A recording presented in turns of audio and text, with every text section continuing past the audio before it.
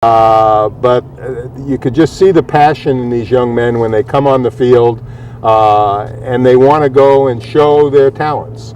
And we have many scouts at many games where you can see them with speed guns and taking notes and evaluating a lot of our kids, considering that 3/4 of them go on. Well, let's talk about some of those players this year. As Jeremy and I mentioned before, there's a couple of student athletes that are coming from some big name schools, but a lot of the players that Daryl recruited this year, and we've touched on this in the past, is a lot of guys from maybe a little bit smaller schools, guys have a little bit more experience, and that's tended to help him in the past. Why do you think he goes in that direction with his players? I think it has to do with a chip on their shoulder. You know, when you go to a small school, a mid-major or junior college or a smaller institution, you want, and baseball, unlike other sports, if it were basketball, you'd want to be in the SEC or the ACC.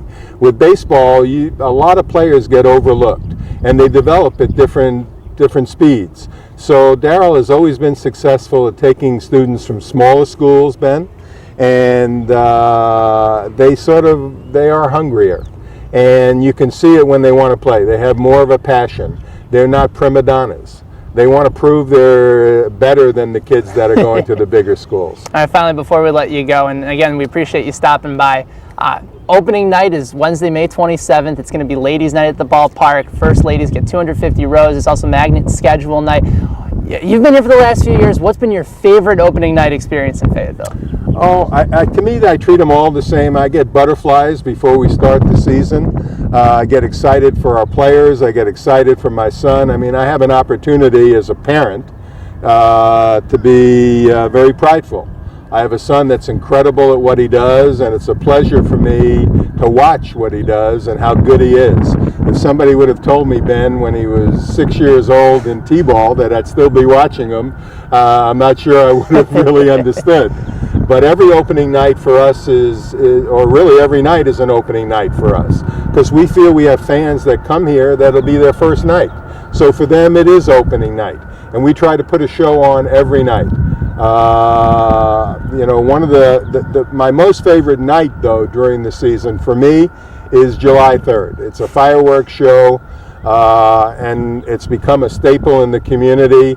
And even though we pay for the show, I can only tell you, every time I walk up right before the fireworks start, and then it goes off, I get goosebumps. It is just an incredible experience, and very patriotic, particularly considering the community we're in. And as I said earlier, you know, it's the All-American sport and the All-American city. And what a blend and what a match and what a tremendous experience for our fans. And that's how we treat it. So there you go. Opening night is May 27th here at the Swamp. You can purchase tickets by calling the office at 910-426-5900, as well as visiting our website at www.GoSwampDogs.com. And again, go ahead and purchase those July 3rd tickets today, because they are going to go fast. Lou Handelsman, the instigator of fun. I kept on calling it a few other things before. Kind enough to join us. Thanks for stopping by. Thank you, Ben. I'm glad you're with us. I'm excited to listen to you on the air, as I'm sure our fans will be. Absolutely. So welcome to the Swamp. Appreciate it. It's great to be here. So there you have it. That's the latest edition of Inside the Swamp, the 2009 edition of Inside the Swamp, here at the Dog Pound, right here on Time Warner Cable. Who let the dogs out?